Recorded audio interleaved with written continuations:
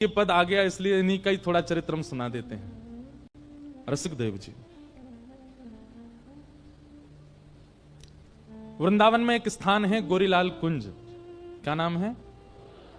हम यहां जिस दिन आए उससे 2 दिन पहले ही वहां होली गाने गए थे, ठाकुर जी को सुनाने। महाराज जी ने बुलाया था तो 1-2 फाग गा के आए। गोरीलाल कुंज की एक बड़ी गोपनीय बात है जो बहुत कम लोगों को पता है। वो ये है कि वहां प्रिया प्रियतम दोनों युगल बैठे। इधर देखो सब लोग, बहुत सावधानी से सुनो। युगल बैठे हैं। ठाकुर जी यहां विराजते हैं दाहिनी ओर और बाम ओर में विराजती हैं किशोरी जी। अधिकतर मंदिरों में बाम अंगा में किशोरी जी विराजती हैं, पर गोरीलाल कुंज में अलग दर्शन है। गोरीलाल कुंज में दाहिनी ओर किशोरी जी वंशी हाथ में लेकर के, मुकुट पहन करके और ठाकुर जी की तरह पीतांबरी पहन के किशोरी जी खड़ी हैं, और बाम अंग में चुनरी ओढ़ करके नथनी पहन करके ठाकुर जी खड़े हैं। विपरीत श्रृंगार में प्रिया प्रियतम खड़े हैं। इसीलिए वहां कारेलाल नहीं है। क्या नाम है? गोरीलाल। लाल कैसे हैं? बोले पूरे विश्व में तो सांवरे हैं, कारे हैं, पर यहां पे कैसे हैं? बोले गोरे हैं, इसीलिए स्थान का नाम है गोरीलाल। क्यों? लाला है ही नहीं, किशोरी जी हैं। विपरीत श्रृंगार में प्रिया प्रियतम खड़े हैं। तो हम जब अभी वहां गए थे होली गाने, तो मैंने कही पूरे ब्रजमंडल में गाते हैं रसिया को नार बनाओ। मैंने बाकी जगह तो नार बनाना पड़े, गोरीलाल कुंज में तो बनो ही बैठो है। वहां तो चुनरी वारी बन, और आज से नहीं सदियों से ठाकुर जी वैसे ही बैठे किशोरी जी के रूप में वहां ठाकुर जी। और एक और रहस्य पता चला इस बार।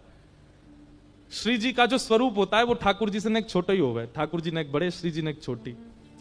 तो मैंने कही श्री जी तो बड़ी लग रही है। बोले बड़ी ना है, नीचे पीतांबरी में छुपा रखी है, चौकी पे खड़ी कर रखी है कि लाला तिने ऊंची है जाए। चौकी पे खड़ी है।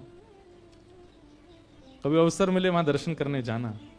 और एकमात्र ऐसा वृंदावन का स्थान है जहां पर रसिक त्रिवेणी मिलकर के आपस में रस चर्चा करते थे। स्वामी श्री हरदास जी, हितरवंश महाप्रभु और हरिराम व्यास। एक ही वृक्ष है वहां पर और इतना सुंदर है वो। वहां बैठ करके अपने गुरु मंत्र का नाम जब जरूर करके आइएगा। वहां बैठ करके तीनों रसिक त्रिवेणी चर्चा करते थे। तो श्री रसिक देव जी, रसिक देव जी के गुरुदेव थे श्री नरहरदास जी।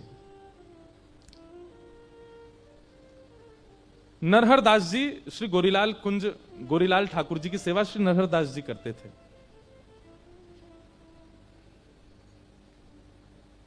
एक बार मैंने एक लीला सुनाई है। एक बार श्री गोरीलाल कुंज में एक लीला हुई, और लीला कैसी हुई कि ठाकुर जी को दूध भोग पधराया गया, और दूध भोग पधरा के पर्दा करके आचार्य चरण बाहर आ गए। लेकिन जैसे ही थोड़ी देर बाद पर्दा हटा के दूध भोग उठावे गए तो भीतर कहा देखो पूरा दूध इचटो पड़ो है। इचटो समझे?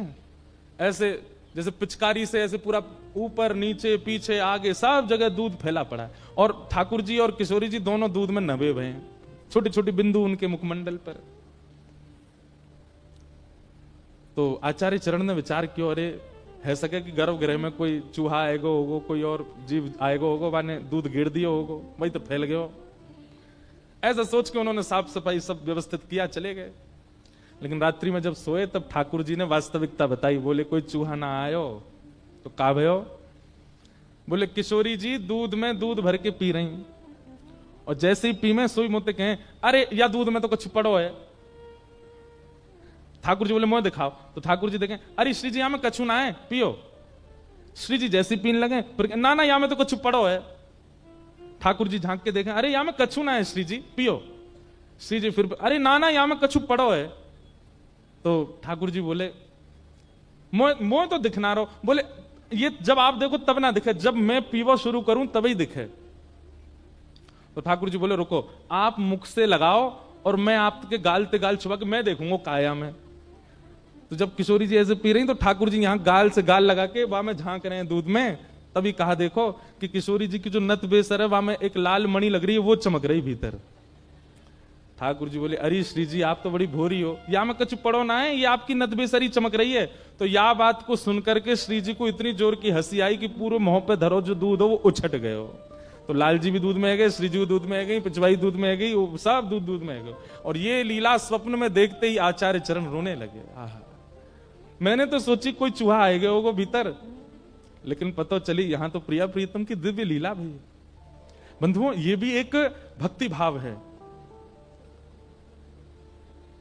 आपके ठाकुर जी की सेवा में अगर कुछ ऐसा होता है, जैसे कोई सामग्री गिरी पड़ी मिली या कुछ इधर उधर हुआ मिला, तो आप लोग विचार पहला यही करते हैं कि यहां चूहा ही होगा या कोई ऐसी वस्तु, कोई छोटा जीव आगे होगा।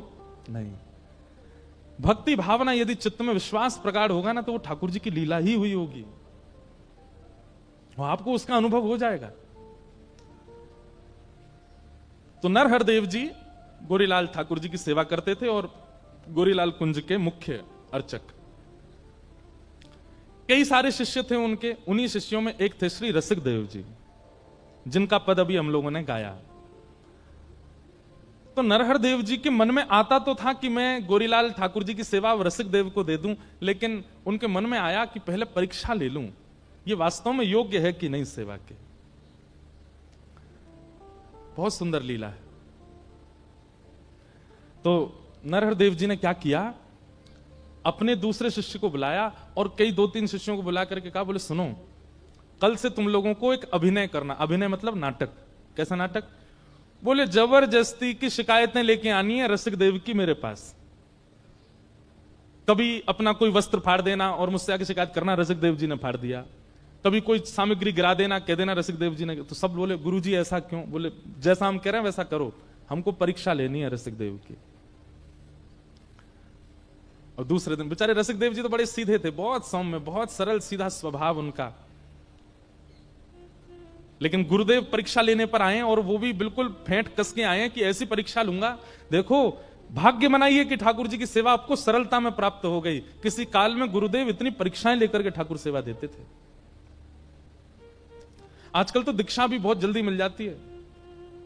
गुरुदेव के पास गए, हमको आपसे दीक्षा लेनी है, गुरुजी भी तैयारी बैठे, आओ ले जाओ। कल रात्रि हम एक घर पर गए तो वहां हमने एक बात कही कि पढ़ाई पूरी करके डिग्री ली जाती है कि डिग्री पहले लेके पढ़ाई की जाती है? बताओ। पढ़ाई पहले की जाती है ना। इसलिए पहले सत्संग खूब करो, जीवन में खूब श्रवण करो, खूब संत जनों की सेवा करो, खूब वृंदावन की सेवा करो। और उसके बाद जब तुमको लगे कि हां अब हम थोड़े पवित्र हृदय के हैं, तब गुरु दीक्षा लो। गुरु जी तो मना करेंगे नहीं, पर आपको विचार करना चाहिए, आप योग्य हो गए क्या? आप गुरु आज्ञा का पालन करने लायक बन चुके हो अब? तो नरहरदेव गुरुदेव ने मन बना लिया कि रसिक देव की हमको परीक्षा लेनी। और दूसरे दिन वही हुआ। अब कभी एक शिष्य आता, बोले गुरुजी देख लीजिए, रसिक देव जी को समझा लीजिए, इन्होंने जो है हमारा वस्त्र फाड़ दिया। और रसिक देव जी वहीं बैठे थे।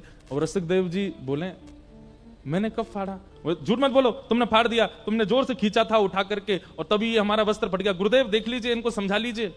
लेकिन रसिक देव जी का स्वभाव ऐसा था, हो सकता है गलती से हमने कर दिया हो, हम भूल गए, हमने कब किया याद नहीं आया, गुरुदेव क्षमा प्रार्थी हैं, अब नहीं करेंगे। अब यहां गुरु दोनों बात कर रहे हैं, परीक्षा भी ले रहे हैं और शिष्यों को बता भी रहे हैं। उसकी सहनशीलता देखो। हम होते तो क्या करते? FIR दर्ज करवायाते दूसरे चेला के नाम, मुंह पे झूठो आरोप लगावे। और आजकल तो एक नया ट्रेंड चला, आजकल नहीं, चल तो बहुत समय से रहा है, भगवान की कसम तो यहीं धरी रहती जीभ पे आगे, किसी की कसम खिवा लो, भगवान तो बेचारे थर थर कांपते रहे, मेरी मत खा लियो भैया।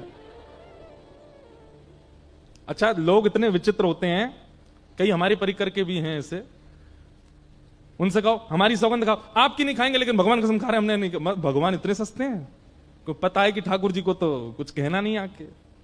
लेकिन एक बात बताते हैं हम आपको, व्यास मंच पे बैठ करके कह रहे हैं, ये कसमों से होता तो होगा ही कुछ ना कुछ, पर ठाकुर जी की कसम यदि आप खाते हो, भले ही आप कितने भी सत्य हो, आप ठाकुर जी की कसम यदि खाते हो तो आपका प्रारंभ से लेकर अब तक जितना भजन साधन हुआ सब नष्ट हो जाएगा।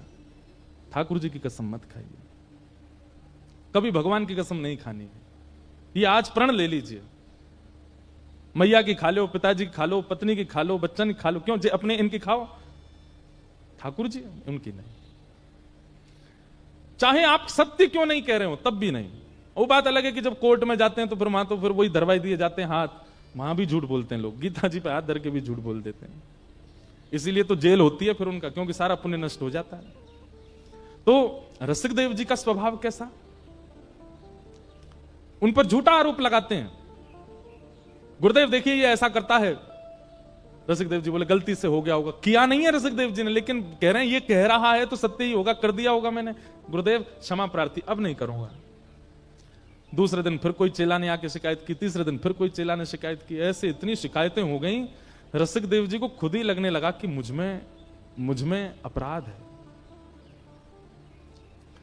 और एक दिन नरहर देव जी गुरुदेव जो थे उनके, उन्होंने कहा ए रसिक देव इधर आओ, तुम्हारी बहुत शिकायतें आ रही हैं हमारे पास, अब अगर एक भी शिकायत आई तो हमको कठोर नियम लेना पड़ेगा। बोले गुरुदेव मैं कुछ नहीं करूंगा। रसिक देव जी कुछ नहीं करते, सुबह स्नान करके एक कोने में खड़े रहते, भैया मुझसे पता नहीं कब अपराध बन जाता है, आज मैं कुछ नहीं करूंगा। उस दिन पूरे दिन कुछ नहीं किया। उस दिन भी गुरुदेव पर एक शिकायत पहुंच गई, देखिए रसिक देव जी ने हमारी ऊपर ना उठा के जो है मट्टी में फेंक दिया। गुरुदेव ताम्र वर्ण, आंखें लाल, मुख लाल, बोले रोज तुम्हारी शिकायत आती है, रोज सब आके तेरी शिकायत करते हैं, तो एक काम कर आश्रम से निकल जा। रसिक देव जी हाथ पैर कांप रहे हैं, रो रहे हैं, बोले गुरुदेव मैंने अपराध किया, उसका मुझे दंड आप आश्रम में ही दे दीजिए, लेकिन मुझे दूर मत कीजिए, मैं आपको देखे बगैर रह नहीं पाऊंगा।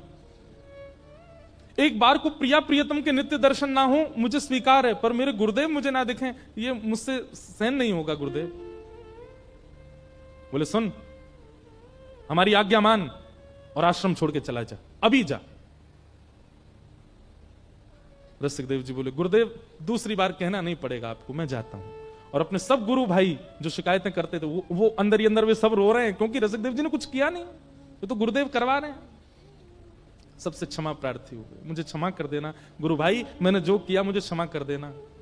और अपने गुरुदेव की चरण रज को लेकर के एक पोटली में और आश्रम को प्रणाम करके, गोरीलाल जी को प्रणाम करके निकल गए। और यमुना तट पर जाकर के इतना रोए, इतना विरह व्याकुल, अपने हृदय पर हाथ रख करके बस रुदन करते रहते हैं। एक दिन, 2 दिन, 3 दिन बीत गए, भोजन अन्न जल कुछ ग्रहण नहीं किया।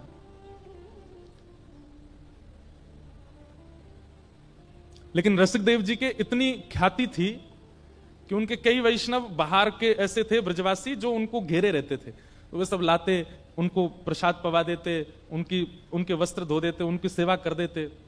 पर रसिक देव जी व्याकुल पड़े रहते, मेरे गुरुदेव ने मुझे दूर कर दिया अपने से। नजरों से गिराना ना, चाहे जितनी सजा देना, नजरों से गिराना ना, चाहे जितनी सजा देना, नजरों से जो गिर जाए, नजरों से जो गिर जाए, मुश्किल ही संभल पाए, राधे तेरे चरणों की, श्यामा तेरे चरणों की, गर धूल जो मिल जाए, सच कहता हूँ मेरी तकदीर बदल जाए, राधे तेरे चरणों की। ये तो वही समझ सकता है जब कोई प्रेम करने वाला, अत्यंत प्रेम करने वाला आपसे नजर फेर लेता है, उस समय ऐसा लगता है असंख्य बाण मार दिए हों हम। रसिक देव जी की निष्ठा प्रिया प्रियतम में है, पर जितनी प्रिया प्रियतम में है उससे कई गुना ज्यादा अपने गुरुदेव में, और वो गुरुदेव अपने नजरों से आगे कर दें, और वो भी तब जब रसिक देव जी का कोई अपराध नहीं।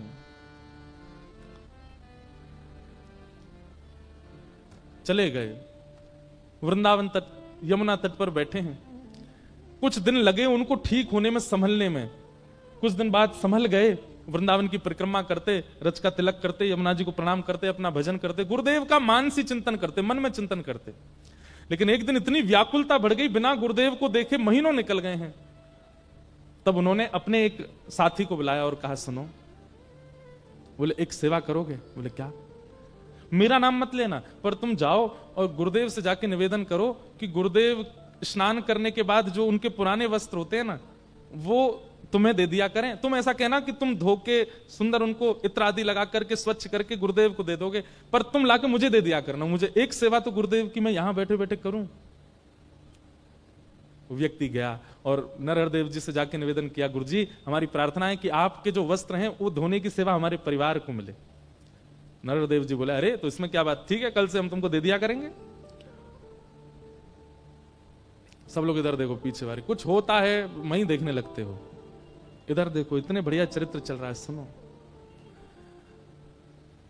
तो अब वो व्यक्ति गया और नरहरदेव जी गुरुदेव के जितने वस्त्र होते थे ला करके रसिक देव जी को दे देते। रसिक देव जी पहले तो गुरुदेव के वस्त्रों को लेते, फिर उनको प्रणाम करते, फिर उनकी सुगंधी लेते, उन्हीं को वंदन करते, उन्हीं से लिपट लिपट के रो लेते, मेरे गुरुदेव के वस्त्र हैं।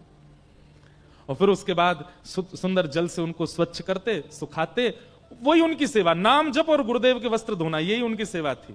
गुरुदेव के 2 वस्त्र हैं, ऊपर का कुर्ता, नीचे की धोती, यही युगल सरकार मान लेते, इन्हीं की ऐसी आराधना करते। और उसमें बढ़िया इत्र लगा करके स्वच्छ बिल्कुल सीमित वो करके उसको भिजवा देते। नरहरदेव जी को बड़ा सुख मिलता, उनका भजन में और सुख बढ़ने लगा। वो वस्त्र धारण करते प्रिया प्रियतम के प्रति और भाव बढ़ने लगा उनका। जब अपना भाव बढ़ता देखा ठाकुर जी के प्रति, 2-4 दिन में उनको लगा इतना प्रेम पिछले बीते सालों में मुझे ठाकुर जी से नहीं हुआ, कि जब से ये वस्त्र धोके लाने लगा मेरा प्रेम ऐसा अटूट हो गया ठाकुर जी से। एक दिन उसको बुलाया, बोले इधर आ, वस्त्र तू ही धोता है? जी गुरुदेव। झूठ मत बोलना, अगर तैने झूठ बोला तो मैं श्राप तो नहीं दूंगा, लेकिन गुरुदेव के सामने झूठ बोलेगा तेरा भजन नष्ट हो जाएगा। वो घबरा गया, बोले गुरुदेव मैं नहीं धोता हूं, क्षमा, दृष्टता क्षमा करें।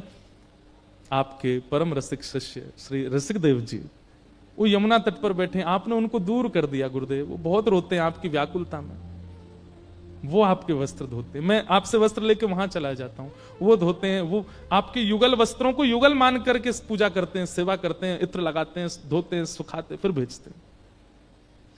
नरहरदेव जी के नेत्र बंद हो गए, नेत्रों में आंसू आ रहे हैं, क्योंकि इतना प्रेम ठाकुर जी के प्रति किसी सामान्य की सेवा से नहीं हो सकता। शिष्य की सेवा से भी गुरु का प्रेम बढ़ता है। लोग कहते हैं गुरु पहलवान, गुरु मेहरबान तो चेला पहलवान, पर कभी कभी चेला पहलवान हो ना तो गुरु पर भी ठाकुर मेहरबान होते हैं। शिष्य अपना शिष्यत्व तो देखे। लेकिन नरहरदास जी ने अपने चेहरे, अभी परीक्षा पूरी नहीं हुई और महाराज उतार करके वस्त्र उसके मुंह पर मार दिए। बोले सुन, लेकर के जा और उसके मुंह पर मार करके बोलियो अभी तो आश्रम से निकलना, मेरी आज्ञा है, वृंदावन छोड़ के चला जाए, छोड़ दे वृंदावन। वो घबरा गया, बोले गुरुदेव ऐसा मत। बोले नहीं तो तुझे भी निकाल दूंगा, जाकर के कह दे उसको वृंदावन छोड़ के चला जाए। परीक्षा की पराकाष्ठा। एक बात तो स्पष्ट हो गई भैया इस भक्त चरित्र में कि बिन परीक्षा प्रेम लक्षण चित्त में प्रकट होगा नहीं। और हम परीक्षाओं से डरते हैं, हम परीक्षाओं से भागते हैं, परीक्षाओं से बचते हैं।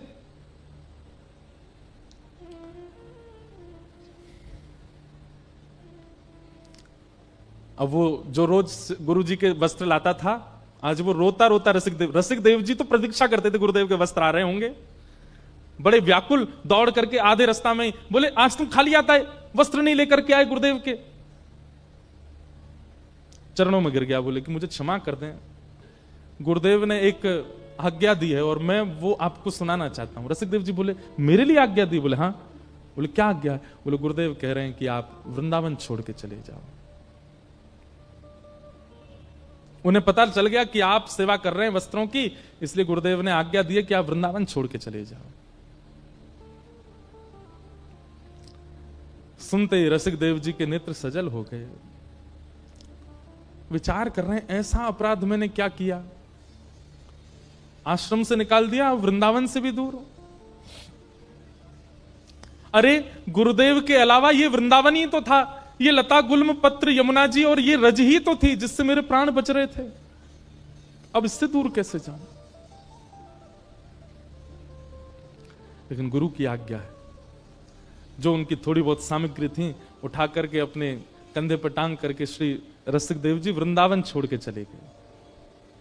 और वृंदावन छोड़ करके अब मथुरा में रहने लगे, कम से कम ब्रज में तो रहूं।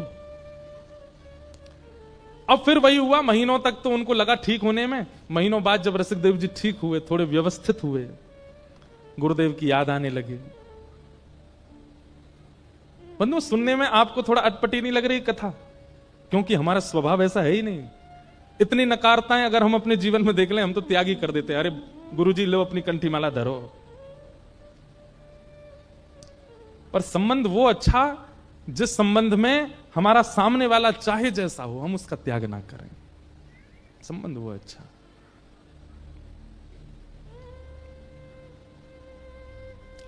रसिक देव जी मथुरा में रहने लगे। कुछ दिन बाद थोड़े ठीक हुए, तो ठीक होकर के अब सोचने लगे, गुरुदेव के दर्शन तो कर नहीं सकता, वस्त्र भी छू नहीं सकता, कैसे क्या करूं।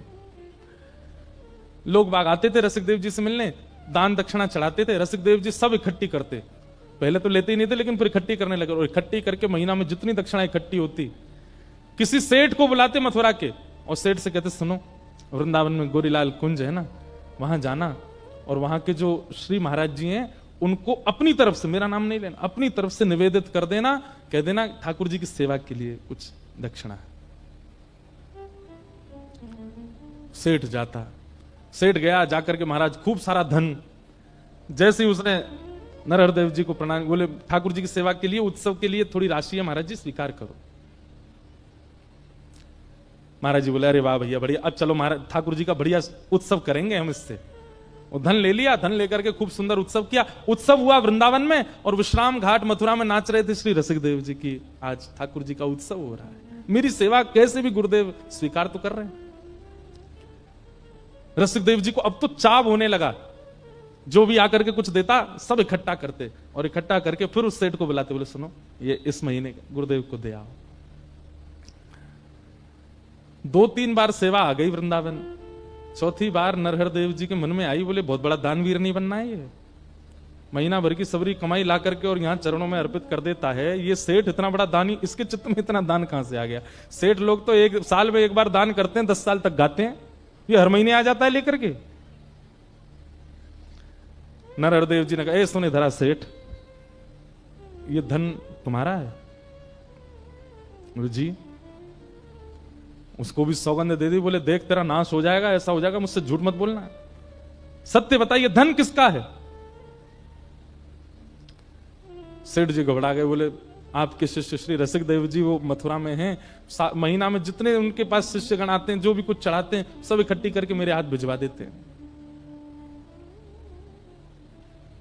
ताम्र वर्ण हो गया, लाल पड़ गई आंखें गुरुदेव की, और उठा करके सारा धन फेंक दिया उसके ऊपर, और कहा लेकर के जाओ इसको, और जा करके उसके मुंह पर मारना। उसको आश्रम से निकाल दिया, वृंदावन से निकाल दिया, अब भी पीछा नहीं छोड़ता है, कुछ ना कुछ करके यहां भेजता रहता सामग्री। क्या दिखाना चाहता है? और उसको आज्ञा देना, यदि गुरु के प्रति निष्ठा रखता है तो अब ब्रज छोड़ के चला जाए।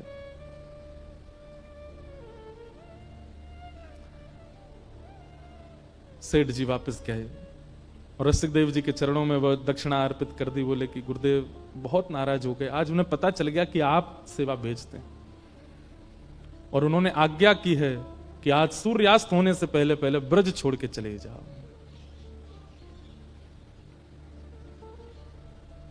रसिक देव जी व्याकुलता की पराकाष्ठा पार हो गए, अपनी सामग्री सब उठाई और तुरंत निकल गए वृंदावन ब्रज छोड़ करके, और ब्रज छोड़ करके अपने जन्म स्थान बुंदेलखंड के पास मध्य प्रदेश में पहुंच गए और वहीं रहने लगे। अब ना तो सेवा कर पाते हैं, ना सेवा पहुंचवा पाते हैं, कुछ नहीं करते, केवल वहां बैठे बैठे मानसी में गुरु का स्मरण करते हैं नित्य। अपने गुरुदेव का त्याग नहीं किया, नित्य मानसी में प्रिया प्रियतम और प्रिया प्रियतम के चरणों में बैठे गुरुदेव, और इन तीनों की उपासना करते हैं श्री रसिक देव जी महाराज। अब तो वर्षों बीत गए, वृंदावन देखा भी नहीं रसिक देव जी ने। कुछ वर्ष बाद श्री नरहर देव जी बुंदेलखंड यात्रा पर गए, और जैसे ही बुंदेलखंड यात्रा पर गए तो पूरे बुंदेलखंड के वैष्णव समाज इकट्ठा हो गया, सबने खूब स्वागत किया। इतने बड़े रसिक संत आए हैं वृंदावन से। कुछ लोगों ने जाकर के श्री रसिक देव जी से कहा, बोले आपके गुरुजी आए हैं बुंदेलखंड, आप वृंदावन नहीं जा सकते, आपको अधिकार नहीं है, कम से कम यहां उनका दर्शन कर लीजिए, वो नगर भ्रमण पर निकले हैं, आप बाहर आ जाइए ना, हम लेके चलते हैं, आप दूर खड़े होकर ओट में से दर्शन कर लेना। रसिक देव जी रोने लगे, हाथ पांव चलाने लगे, बोले मेरा मन तो बहुत है कि मैं गुरुदेव को एक बार देख लूं, लेकिन मुझे भय इस बात का कहीं उन्होंने मुझे देख लिया तो वो प्रसन्न मुद्रा में होंगे, हंस रहे होंगे, कहीं मुझे देख करके उदास ना हो जाएं, दुखी ना हो जाएं, मेरे मुख से कहीं उनके चित्त पर मलिनता ना आ जाए। सुनो, तुम जाओ और गुरुदेव को देखना, उनकी रूप माधुरी का दर्शन करना, और उनके नेत्र कैसे लग रहे हैं, नासिका कैसी, कान कैसे, चरण कैसे, और जब वो चल के चले जाएं उनकी रज ले आना। ऐसी गुरु निष्ठा ये केवल सुन लीजिए, आज तो देखने में मिल भी नहीं सकती। हम जब जाते हैं तो सब हमको प्रणाम करते हैं, जय श्री कृष्ण करते हैं, वहां जाते हैं सब वैष्णव खड़े हो गए, कोई कुछ लाते हैं, कुछ इतना सब स्नेह देते हैं, पर बुरा नहीं मानिएगा। कल कोई यहां पर आकर के कहते महाराज जी कल रात को पी रहे थे, तो आप लोग एक क्षण नहीं लगाओगे, भले ही वो बेचारा ये कहना भूल जाए कि चाय पी रहे थे, इतने में ही आपकी निष्ठा नष्ट हो जाएगी। ये संसार का स्वरूप है। मैं और आप तो आज इस स्थिति में कि हम केवल ये 4 घंटा बैठ के चर्चा कर लें, इतना ही बहुत है, इसके अलावा हमसे कुछ होना नहीं है। हम यहां से जाके भी कुछ गलती करेंगे और यहां आते हैं तब भी कुछ गलत करके ही आते हैं। ये रसिक देव जी की निष्ठा, ऐसी निष्ठा जीवन में नहीं आ सकती हमारे चित्त में। अपने परिकर से बोलते हैं जाओ, गुरुदेव के नेत्र कैसे हैं, गाल कैसे हैं, कान कैसे, नासिका कैसी, और जब वो चल के चले जाए ना, उनकी चरण रज ले आना, मुझे बताना।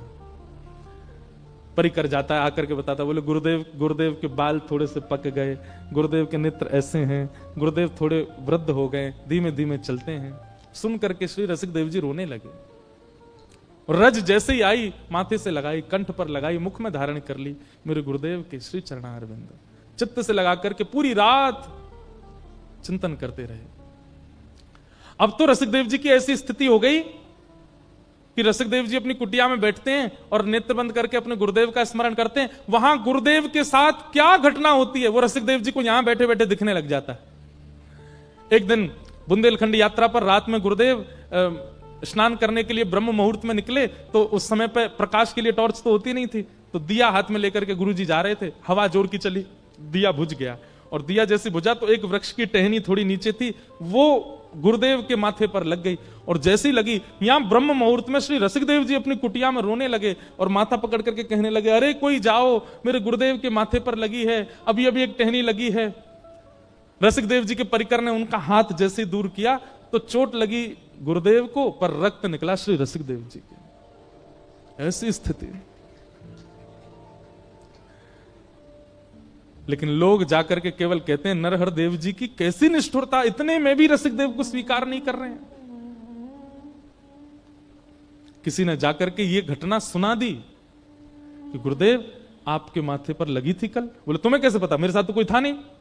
बोले भगवान, आपका एक शिष्य बैठा है यहां से थोड़ी दूरी पर, आपके साथ कुछ भी घटना होती है उसे पता चल जाता है। परसों आपको एक बूढ़ी मैया ने गर्म दूध पिला दिया था, आपका मुख जल गया था। बोले हाँ, जला आपका मुख, छाले पड़े रसिक देव जी के। बोले उसको स्वीकार कर लो। तुरंत अपना जो साथ में था कुछ भी उठाकर बोले भाग यहां से, उसका नाम मत लेना मेरे सामने आकर के। अब तो रसिक देव नरहर देव जी के संग रहने वाले जो और शिष्य थे ना, उन सबको लगने लगा हमारे गुरुदेव की बुद्धि को क्या हो गया है। स्वयं कह करके उसकी शिकायतें करवा दी, हम लोगों से झूठी झूठी शिकायतें सुन करके उसको निकाल दिया, आश्रम से निकाला, वृंदावन से निकाला, ब्रज से निकाला, और अब भी उसको स्वीकार नहीं कर रहे हैं। ये चाहते क्या है। और इतने क्रोध में आ गए, रसिक देव जी का नाम सुनते ही तुरंत शिष्यों से बोला अभी वृंदावन चलो, अब नहीं रहना यहां पर। शिष्यों में से भी कई लोगों ने कहा बोले गुरुदेव ऐसा स्वभाव आपका पहले तो नहीं था, आप ये किस प्रकार का व्यवहार कर रहे हैं रसिक देव। बोले मुझे मत सिखाओ, चलो यहां से। बड़े बड़े संतों ने, बड़े बड़े आचार्यों ने, बड़े बड़े भक्तों ने जाकर के नरहर देव जी से कहा कि रसिक देव को स्वीकार कर लो, पर उन्होंने नहीं किया। ऐसी परीक्षा तो किसी गुरु ने नहीं ली। नरहर देव जी वापस वृंदावन आए, और वृंदावन में जैसे गोरीलाल जी की सेवा में पहुंचे, तो अब तक तो और बालक सेवा कर रहे थे, आज जैसे ही आप स्वयं सेवा में गए तो आपने क्या देखा, भीतर विराजमान युगल सरकार प्रिया प्रियतम के नेत्रों से अश्रु गिर रहे हैं। नरहर देव जी ने तुरंत पर्दा किया, चरणों में गिर गए, बोले सरकार जय जय, आप क्यों रुदन कर रहे हैं? सेवा में कोई चूक हो गई, रसोई सिद्ध नहीं हो रही, आपके श्रृंगार में कोई कमी हो रही है, आप क्यों रुदन कर रहे हैं सरकार? प्रिया प्रियतम सचल हो गए उनके सामने और किशोरी जी आज्ञा देकर के कहने लगी, बोले अब हमसे ये देखा नहीं जा रहा है, अब परीक्षा की पराकाष्ठा कर रहे हैं आप। इतनी परीक्षा तो कभी श्याम सुंदर नहीं लेते, इतनी परीक्षा की भावना तो कभी किसी देव चित्त में नहीं आती, जितने कठोर हृदय से आप रसिक देव की परीक्षा ले रहे हैं। हमारी आपसे प्रार्थना है रसिक देव को अब स्वीकार कर लो। नरहरदेव जी उठ करके नृत्य करने लगे, बोले मैं बस इसी की प्रतीक्षा कर रहा था कि आप कहो कि उसको स्वीकार करो। मुझसे सबने कहा, आचार्यों ने कहा, शिष्यों ने कहा, पर मैं रसिक देव की भक्ति आपके मुख से सुनना चाहता था। मेरे शिष्य की पराकाष्ठा, मेरे शिष्य का प्रेम कोई और मुझसे कहे, मुझे उसमें रुचि नहीं थी। मैं चाहता था कि प्रिया प्रियतम स्वयं एक दिन प्रकट होकर के कहेंगे कि रसिक देव जैसा शिष्य इसको स्वीकार करो, तब स्वीकार करो। ये परीक्षा इसी के लिए कर रहा था कि आप बोलो।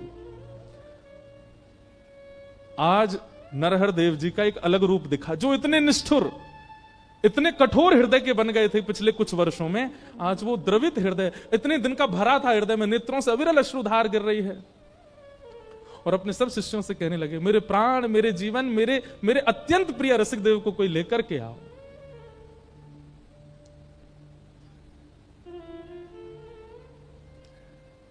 शिष्यों ने जाकर के श्री रसिक देव जी को कहा, बधाई हो गुरु भाई, श्री गुरुदेव आपको वृंदावन बुला रहे हैं।